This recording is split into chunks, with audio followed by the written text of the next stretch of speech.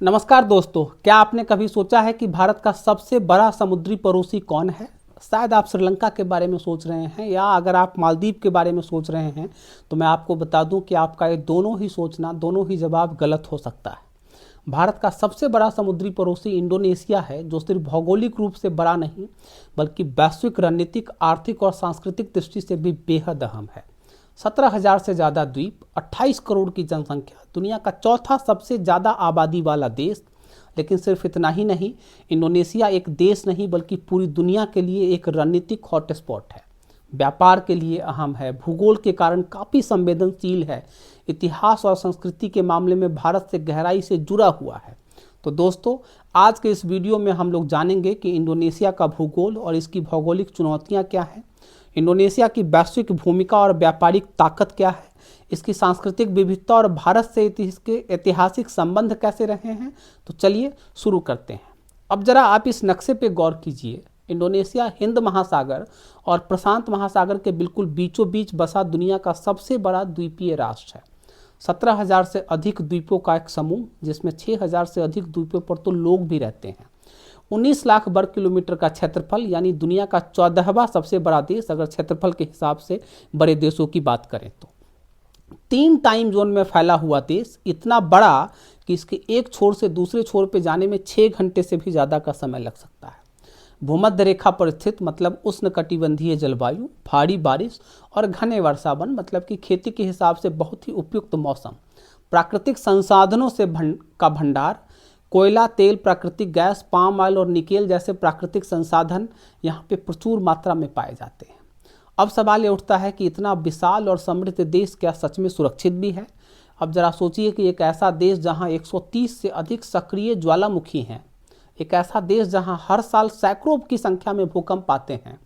अब जरा फिर से सोचिए कि एक देश जो पहले से ही भूकंपों और ज्वालामुखियों से घिरा हुआ हो, वहाँ अगर समंदर में भी भीषण हलचल हो तो क्या होगा?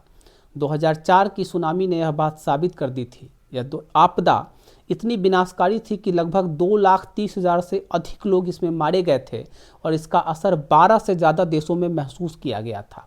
लेकिन यह कोई ऐसी अलग थलग वाली घटना नहीं थी कि सैकड़ों सालों में एक बार या 2 बार हो गई हो।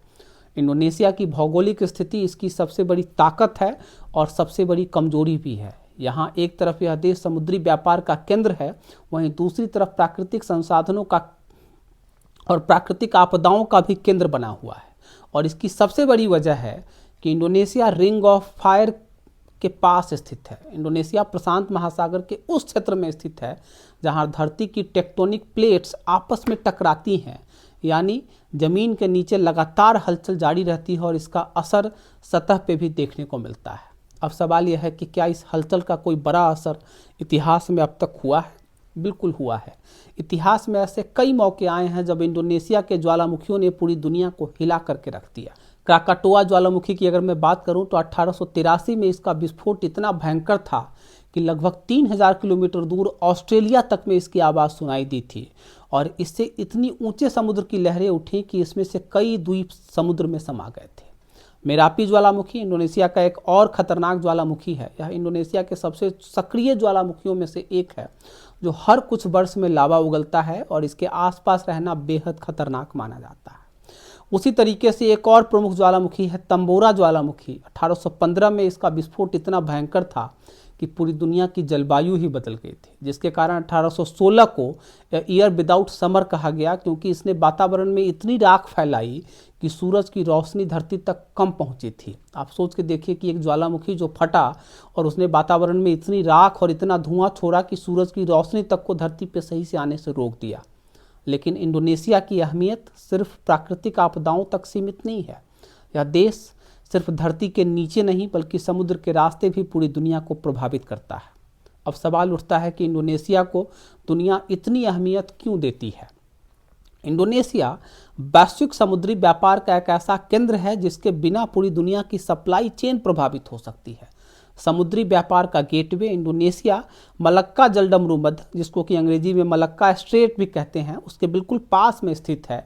यहाँ से दुनिया का 40% से ज़्यादा व्यापारिक माल गुजरता है। मतलब कि यह रास्ता अगर बाधित हो जाए तो चीन, जापान, भारत और यूरोप तक की अर्थव्यवस्था पर सीधा असर पड़ेगा। एक और बात बताता हूं कि जब अभी कुछ साल पहले ही स्वेज नहर में एक विशाल जहाज फंस गया था, तो उससे स्वेज नहर का रास्ता बाधित हो गया था और इसने पूरी दुनिया की अर्थव्यवस्था को प्रभावित किया था। पूरी दुनिया के जो शेयर बाजार थे वो धराम हो गए थे। लेकिन इंडोनेशिया की अहमियत सिर्फ व्यापार तक ही सीमित नहीं है। यह एक ऐसा देश है जहाँ संस्कृतियों का संगम हुआ है, जिसने इसे दक्षिण पूर्व एशिया का सबसे विविधतापूर्ण राष्ट्र बना दिया है, जहाँ सैकड़ों जातीय समूह, भाषाएं और संस्कृतियां एक साथ मिलकर के एक अनोखा स्वरूप बनाती है। 28 करोड़ लोग, यानी दुनिया का चौथा सबसे अधिक जनसंख्या वाला देश, दुनिया का सबसे बड़ा मुस्लिम बहुल देश, 87% से अधिक आबादी इस्लाम धर्म को मानती है, 300 से अधिक जातीय समूह और 700 से ज़्यादा भाषाएं और बोलियाँ। लेकिन भारत से इसकी सांस्कृतिक जड़ें बहुत ही गहरी हैं। इंडोनेशिया सिर्फ समुद्र के रास्ते से भारत से नहीं जुड़ा हुआ है, बल्कि हजारों सालों से सभ्यता, धर्म और संस्कृति का एक अहम सेतु भी रहा है। बाली द्वीप इंडोनेशिया का एक बहुत ही फेमस टूरिस्ट स्पॉट है। वह द्वीप है, वहाँ पे आज भी 80% से ज़्यादा आबादी हिंदू है। रामायण और महाभारत की कहानियाँ इंडोनेशिया की लोक कथाओं और कला का हिस्सा है। गमेलन नामक पारंपरिक संगीत भारतीय रागों से मिलता जुलता है। लेकिन इंडोनेशिया सिर्फ संस्कृति और व्यापार के लिए नहीं, बल्कि अपनी अनोखी राजनीतिक और प्रशासनिक नीतियों के लिए भी चर्चा में रहता है। आप सोचिए कि एक ऐसा फैसला जो शायद ही दुनिया के किसी और देश ने कभी लिया हो, वैसा फैसला इंडोनेशिया ने लिया है, अपनी राजधानी को पूरी तरीके से शिफ्ट करने का फैसला। इंडोनेशिया की अभी की राजधानी जकार्ता है और वहाँ सरकार ने फैसला किया है कि वह अपनी राजधानी को जकार्ता से शिफ्ट करके नुसंतारा लेके जाएगा। अब सवाल उठता है कि ऐसा क्यों, सरकार को क्यों जरूरत पड़ गई यह करने की। इसके मुख्य कारण है क्योंकि जकार्ता डूब रहा है, हर साल 25 सेंटीमीटर नीचे जा रहा है। यानी अगर यही ट्रेंड रहा तो 2050 तक इसका एक बड़ा हिस्सा समुद्र में समा सकता है। भारी जनसंख्या और बुनियादी ढांचे की समस्याएं भी जकार्ता में काफ़ी गंभीर हैं। जकार्ता दुनिया के सबसे भीड़ भाड़ वाले शहरों में से एक है, जहां लगभग 3.5 करोड़ से ज़्यादा लोग रहते हैं। पर्यावरणीय संकट की अगर मैं बात करूं तो बढ़ता जलस्तर, बाढ़ और प्रदूषण जकार्ता को रहने लायक शहर बनाए रखने के लिए एक गंभीर चुनौती बनकर के उभरे हैं, जिसकी वजह से 2024 में वहां की सरकार ने फैसला किया कि वो एक नई राजधानी बनाएंगे। दुनिया में बहुत कम ही ऐसे उदाहरण आपको मिलेंगे जहां किसी देश ने अपनी राजधानी को पूरी तरीके से बदलने का फैसला किया है। मतलब कि जीके का सवाल है कि अगर आपके किसी एग्जाम में या किसी तरीके से किसी डिस्कशन में एक सवाल आ सकता है कि दुनिया में किसी ऐसे देश का नाम बताइए जिसने अपनी राजधानी को हाल फिलहाल में बदला हो, तो आपका जवाब होना चाहिए कि इंडोनेशिया, जो कि अपनी राजधानी को जकार्ता से नुसंतारा में शिफ्ट कर रहा है। लेकिन नुसंतारा सिर्फ एक नई राजधानी नहीं, बल्कि इंडोनेशिया के विकास की एक नई सोच का भी प्रतीक है। यह बोर्नियो द्वीप के पास कालीमंतान क्षेत्र में स्थित होगी, जहां पर्यावरणीय संतुलन बनाए रखने की बेहतर संभावना है। वहां की सरकार को कम से कम ऐसा ही लगता है। वहां की सरकार का दावा है कि यह एक स्मार्ट और ग्रीन सिटी होगी, जो भविष्य के लिए टिकाऊ विकास का उदाहरण प्रस्तुत करेंगी पूरी दुनिया के सामने। यह प्रशासनिक विकेंद्रीकरण की ओर एक बड़ा कदम है, ताकि देश का विकास वहां के सिर्फ कुछ एक द्वीपों तक ही सीमित न रहे। यानी यह सिर्फ राजधानी बदलने का फैसला तो नहीं लगता, बल्कि इंडोनेशिया को भविष्य के लिए तैयार करने की एक रणनीति भी हो सकती है। लेकिन इंडोनेशिया सिर्फ अपने आधुनिक बदलावों की वजह से खास नहीं है।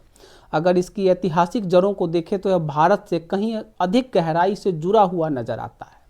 भारत इंडोनेशिया संबंधों की अगर मैं बात करूं तो यह संबंध हजारों साल पुराने हैं।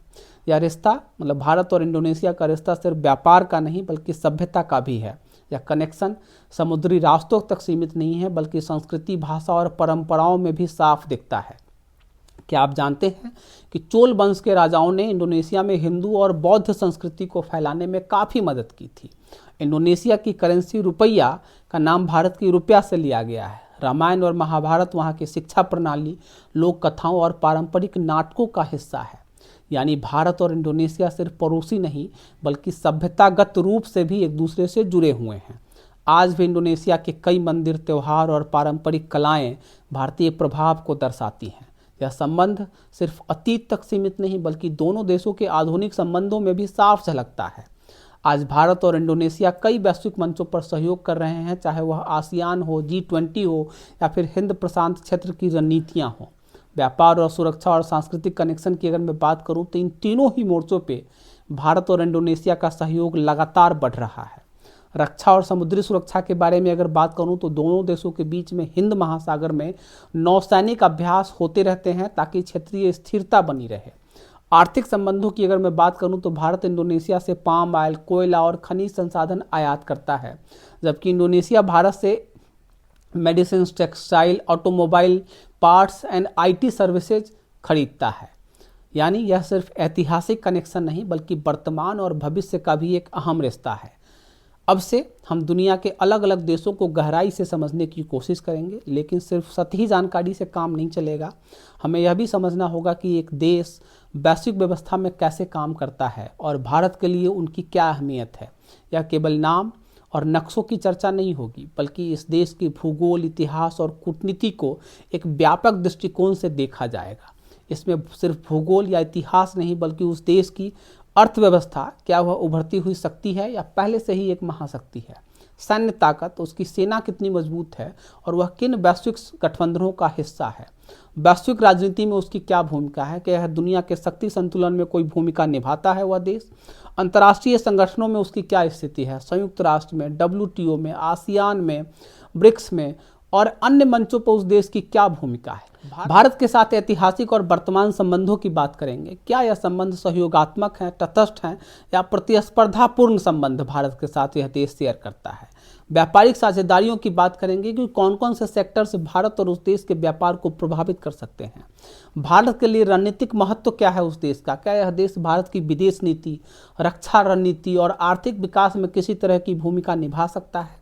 यानी हर देश को उसकी पूरी पृष्ठभूमि और भारत के नज़रिए से समझने की कोशिश होगी। अगर आपको जियोपॉलिटिक्स, अंतर्राष्ट्रीय संबंध और विदेश नीति में किसी प्रकार की कोई रुचि है या आप किसी प्रतियोगी परीक्षा जैसे कि UPSC, स्टेट PCS या किसी अन्य तरह के प्रतियोगी परीक्षा की तैयारी कर रहे हैं जहां इंटरनेशनल अफेयर्स महत्वपूर्ण हैं, तो यह चैनल आपको सब्सक्राइब जरूर कर लेना चाहिए, क्योंकि यह सीरीज आपके लिए बेहद जानकारीपूर्ण और उपयोगी होने वाली है।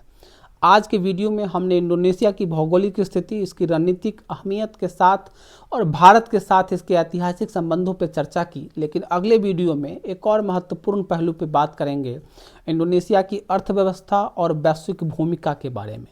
इंडोनेशिया एक उभरती हुई आर्थिक शक्ति है। क्या यह आने वाले दशकों में एशिया की अगली महाशक्ति बन सकता है? इसकी अर्थव्यवस्था किन सेक्टर्स पर आधारित है? यह भारत के लिए कितना महत्वपूर्ण है? भारत और इंडोनेशिया के बीच व्यापारिक संबंध कितने मजबूत हैं और क्या यह आगे और बेहतर हो सकते हैं? यानी इंडोनेशिया सिर्फ एक देश नहीं बल्कि भूगोल, एक संस्कृति और एक रणनीतिक केंद्र भी है। अब सवाल यह है कि क्या इंडोनेशिया आने वाले दशकों में दुनिया की नई महाशक्ति बनेगा और इसका भारत पर क्या असर पड़ेगा? इसके बारे में अगर आपको जानना है तो चैनल को सब्सक्राइब कर लीजिए, जुड़े रहिए चैनल के साथ। आज का वीडियो अगर आपको अच्छा लगा है तो आप इस वीडियो को लाइक कीजिए, अपने दोस्तों के साथ, परिवार के साथ इसको शेयर कीजिए ताकि और भी लोग इस तरह की जानकारी ले सकें और उसके बारे में जान सकें। और अगर आपने चैनल को अब तक सब्सक्राइब नहीं किया है तो आप इसको सब्सक्राइब कर लीजिए। आज के लिए इतना ही, मिलते हैं अगले वीडियो में। नमस्कार।